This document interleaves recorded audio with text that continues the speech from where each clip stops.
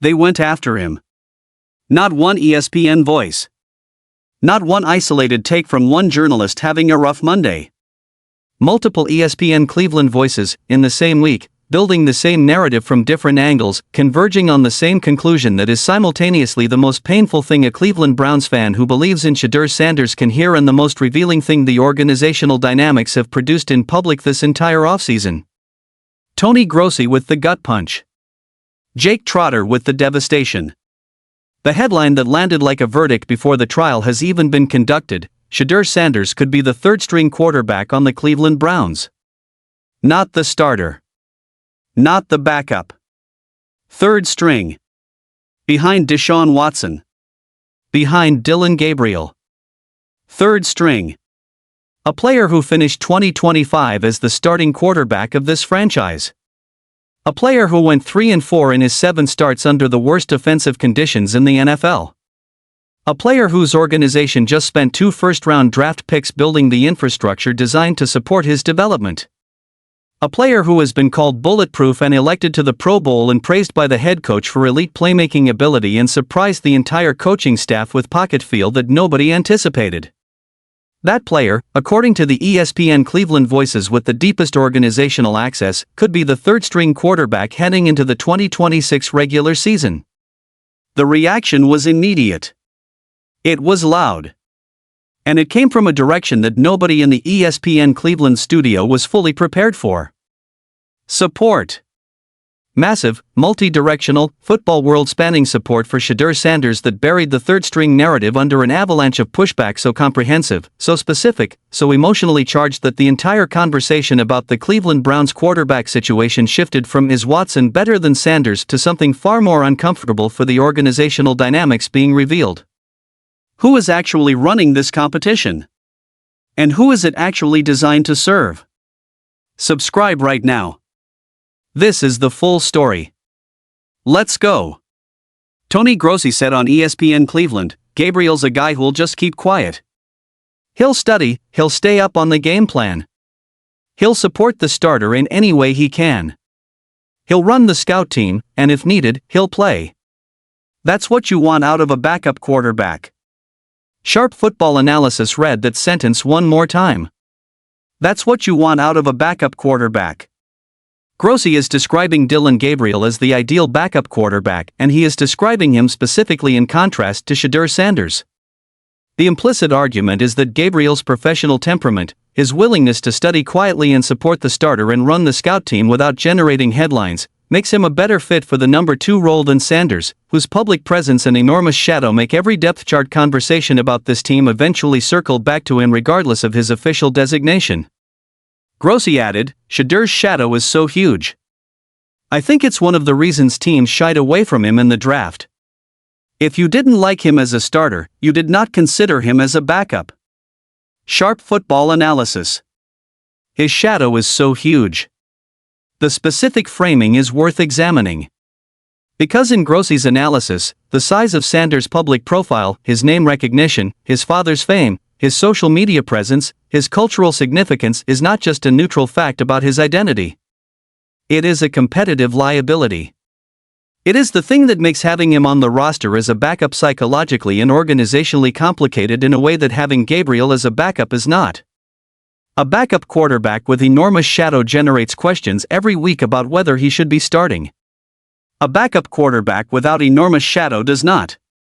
By Grossi's logic, Gabriel's anonymity relative to Sanders is actually an organizational advantage for the role being described. Grossi then made the most direct statement he has made about the competition: "It's my opinion that Watson will prevail." That's not the coach's opinion or a source's opinion. It's my opinion. That's what I do. I believe if he's healthy, he'll be a better version of himself than we've seen yet. Sharp Football Analysis. Watson will prevail. Watson healthy will be better than we have seen yet. These are the specific predictions from the ESPN Cleveland reporter who has the most consistent track record of organizational access on the Cleveland Browns beat. They are not sourced. He is explicit that this is his opinion rather than a report from inside the building. But Tony Grossi's opinions about this organization come from 40 years of proximity, context, and relationship building that gives them a specific informational weight even when they are explicitly framed as personal assessment. The third-string narrative landed hard. And the response to it, the specific, visible, vocal, wide-ranging response, is the story that ESPN Cleveland did not fully anticipate when the takes were delivered. As the speculation spread online, Julian Lewis' mother voiced support for Sanders on X. "Let my quarterback lead us to a winning season for heaven's sake," she wrote while reacting to the Browns' chatter surrounding Watson and Shedeur Sanders. Cleveland Browns. Julian Lewis' mother.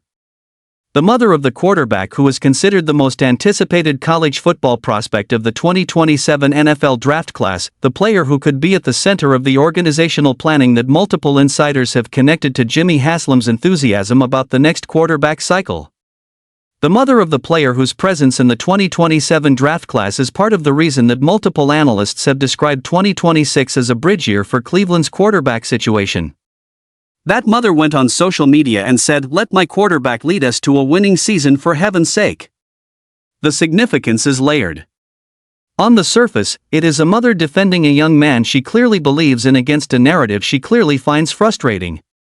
At a deeper level, it is someone in the orbit of the player who is theoretically the future destination of the organizational planning that is currently being used to justify not committing to Sanders as the present quarterback. That person is saying, "Why are you not committing to him?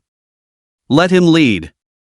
It captures the specific contradiction embedded in the organizational dynamics that Jake Trotter identified as the most confusing part of the entire situation. Jake Trotter said, "I just don't understand why you would go through the pomp and circumstance and the distraction of taking Shedeur, and yet, clearly, you don't think he is the guy.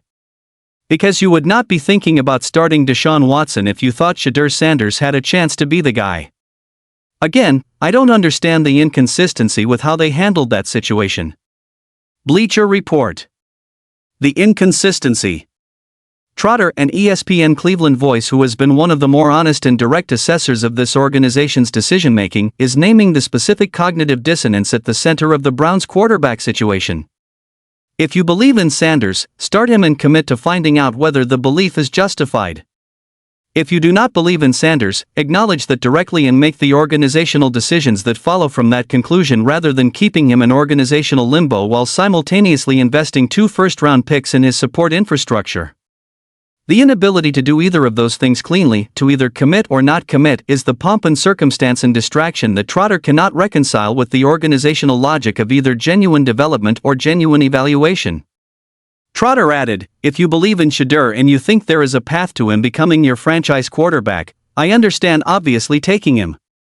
But if you don't feel that way, and you do take him still, and now you create this training camp circus where everybody is focused on the backup quarterback, which was the case in August last year, I just don't understand that." Bleacher Report. The training camp circus. Last year. The year when Sanders arrived as the 5th-round pick who was 4th on the depth chart, and the entire training camp coverage became about whether he would ever get a meaningful opportunity to show what he could do. The pomp and circumstance of a player whose profile is so large that every story about this team circles back to him regardless of his depth chart designation. Trotter is identifying the organizational pattern, the Cleveland Browns' specific tendency to create complicated, noisy, media-consuming quarterback situations through their own decision-making, and warning that the same pattern is about to repeat in 2026 if the organizational commitment to clarity does not happen before training camp begins. The supplemental draft bombshell is the specific piece of the ESPN story that generated the most shock. Because in the middle of the Watson over Sanders narrative, in the middle of the Grossi third-string assessment, in the middle of the Trotter inconsistency analysis, the Cleveland Browns were reported to be doing due diligence on another quarterback. Reports circulated that Cleveland is doing its due diligence on Texas Tech QB Brendan Sorsby should he enter the supplemental draft before the 2026 season. If the Browns select Sorsby, they forfeit the equivalent pick in 2027. How high would you draft Sorsby? Cleveland Browns. Brendan Sorsby. Texas Tech supplemental draft. The supplemental draft, which has not been used since 2019, is a mechanism for selecting college players who did not enter the traditional draft because they became eligible mid-year, typically due to academic disqualification or other eligibility changes. It requires forfeiting a draft pick from the following year's draft in the round where the supplemental selection is made. It is an aggressive, unusual, organizationally costly move, a move that an organization makes when it has identified a player it believes is worth the premium of a future pick sacrifice. If Cleveland pursues Sorsby aggressively, Shedeur Sanders' grip on the starting job could suddenly become far less secure. Cleveland Browns. Far less secure. There it is. A fifth-round pick whose organization just used 2 first-round selections on his support infrastructure, whose head coach has specifically praised his elite playmaking ability, is now being described as having a grip on the starting job that could become far less secure if the organization uses a supplemental draft selection on a Texas Tech quarterback with inconsistency concerns. The reaction from Sanders supporters to the Sorsby report was the most intense of the entire week. Because the supplemental draft story, more than any other piece of the ESPN narrative, communicated something specific about the organizational commitment level that the football case for Sanders has never changed. The 2 first-round picks said commitment. The Sorsby report said shopping. And the combination of commitment and shopping in the same offseason, directed at the same position, for the same team, is precisely the inconsistency that Trotter was identifying when he said he did not understand what the organization was doing. The broader support rally that followed the ESPN third-string narrative came from multiple directions simultaneously. And the voices raising it were not simply partisan Sanders supporters or fans of his college career. They were football people, analysts, former players, people with institutional credibility in the professional football conversation who looked at the specific circumstances of what was being described and found the narrative deeply inconsistent with the organizational evidence. The 2 first-round picks. The specific organizational investment in the offensive line and receiver room that the draft produced. The head coach who said our daily inner workings will mean more than what is said outside. The GM who said he wanted to give Sanders a fair evaluation in a clean environment. The scout who specifically described growth from start 1 to start 7. The coaching staff observation about elite playmaking ability. The pocket feel that surprised the head coach. All of it pointing toward an organization that believed in its second-year quarterback. And then the ESPN narrative arriving to say, he might be third string. The dissonance between those 2 pictures, the organizational investment picture and the ESPN narrative picture, is what produced the massive support rally. Because the people who follow this story carefully, who have tracked every draft pick and every coaching statement and every organizational signal, recognized immediately that the third-string narrative could not coexist with the organizational evidence of commitment without one of them being wrong.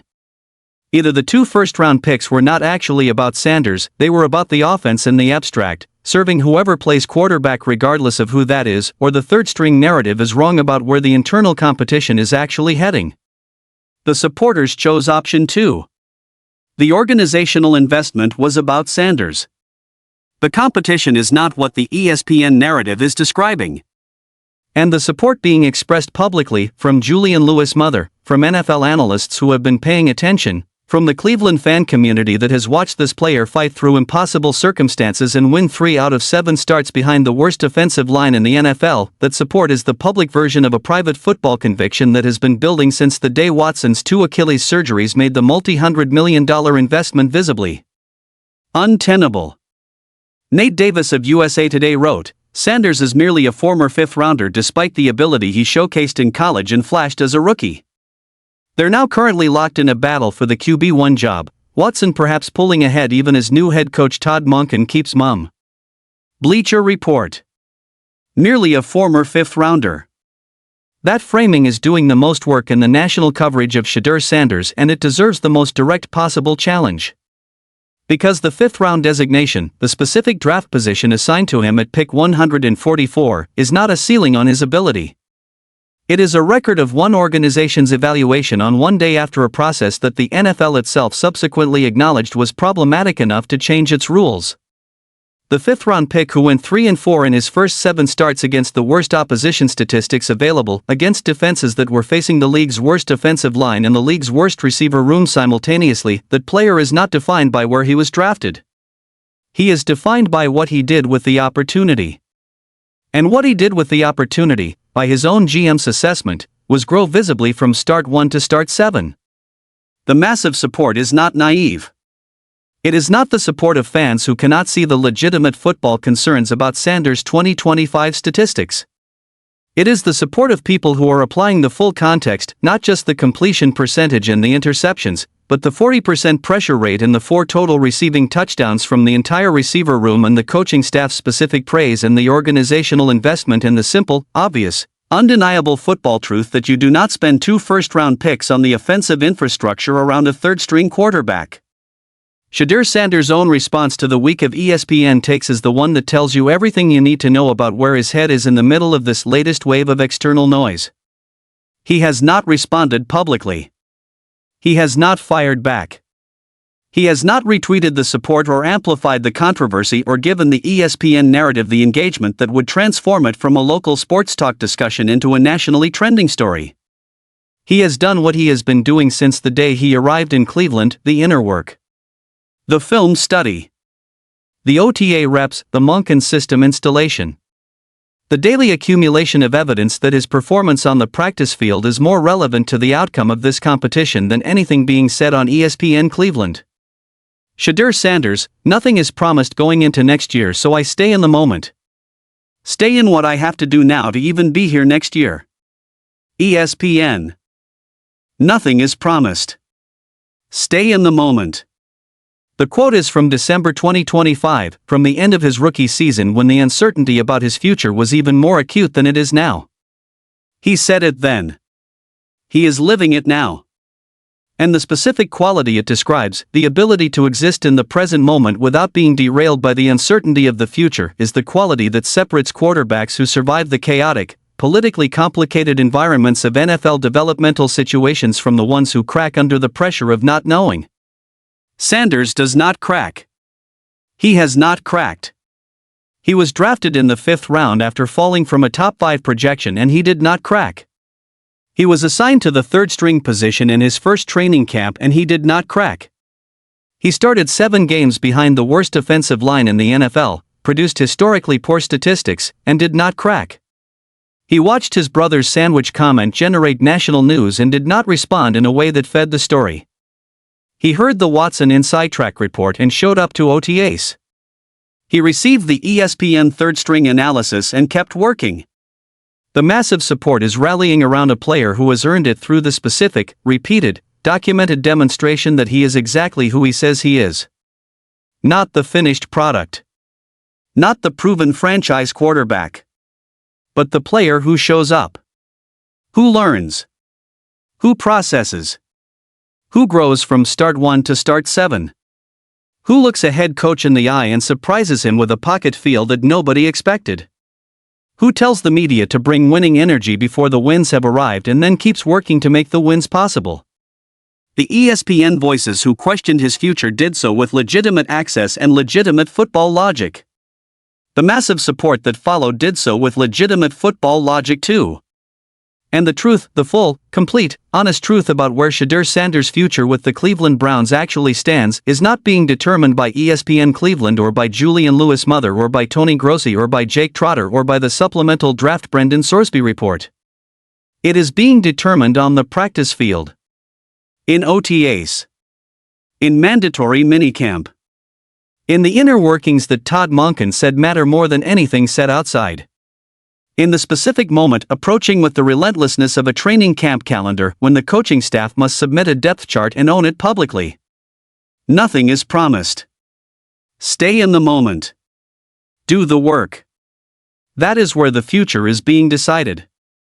And the massive support that erupted this week is the football world's way of saying that it is watching, that the player they have been following through every painful chapter of this story has earned the right to have his work evaluated fairly, in conditions that are finally adequate, before anyone writes the conclusion. The ESPN questions have been asked. The massive support has been given. And Shedeur Sanders is in the building, doing the work, preparing for the answer. Disclaimer. This video is produced exclusively for entertainment, discussion, and analysis purposes. All facts, quotes, statistics, and information referenced in this video are sourced from publicly available, published media sources including Yahoo Sports, Total Pro Sports, Cleveland Browns Community, Dog Pound Daily, Newsweek, ESPN Cleveland Broadcasts, and other credible NFL media outlets.